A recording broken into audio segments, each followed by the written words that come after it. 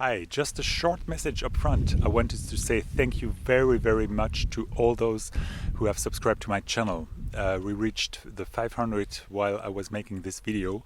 I think we're at 504 today, and that's absolutely great. And I have really a whole lot of ideas about what I want to make videos about, and I really need your support. So if you haven't subscribed to the channel yet, please hit the button.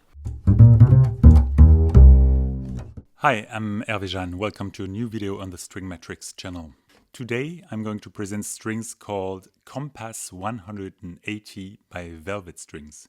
Actually, I've heard that it's quite difficult to get hold of these strings nowadays. And I also heard that Velvet Strings have problems with the production because their main machine to make the strings has a problem and they don't know yet when they're going to get this fixed. But still, I thought it was very important to present these strings. They are very unique, and I know there are many fans of these strings out there in the bass player community. And maybe having these strings in the string metrics will be a help for those of you who need some new strings and can't get hold of these strings right now. So let's hear what these strings sound like.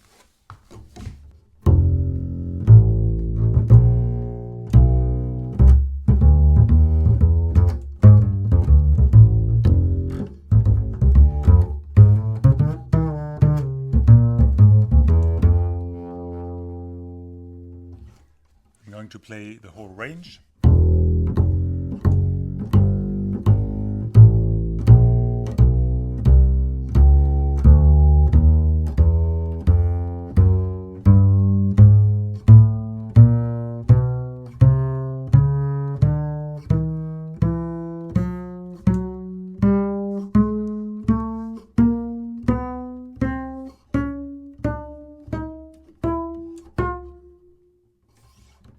A little bit of groove.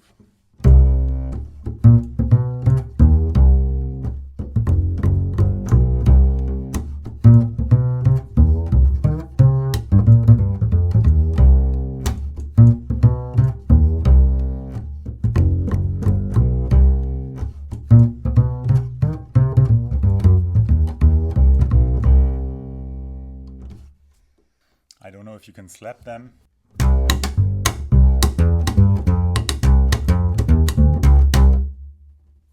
And with the bow.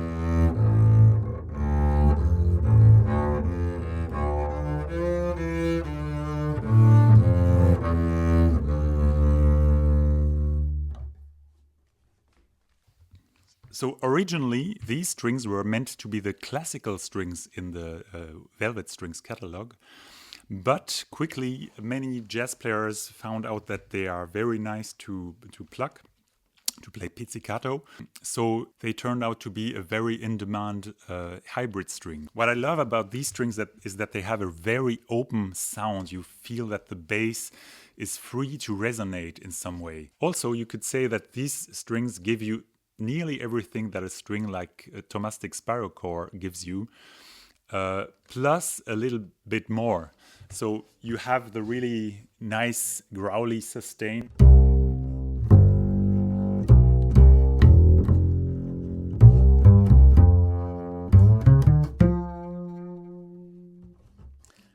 Okay, the sustain up here is maybe not quite as long as with spiral core.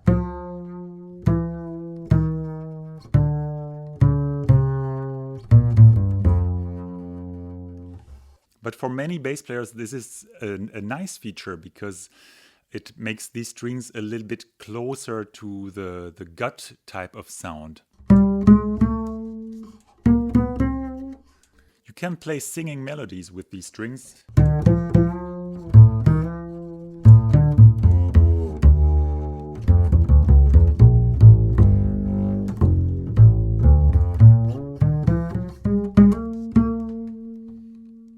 And I would say the sound is a little bit more bouncy than the sound of spirochore strings.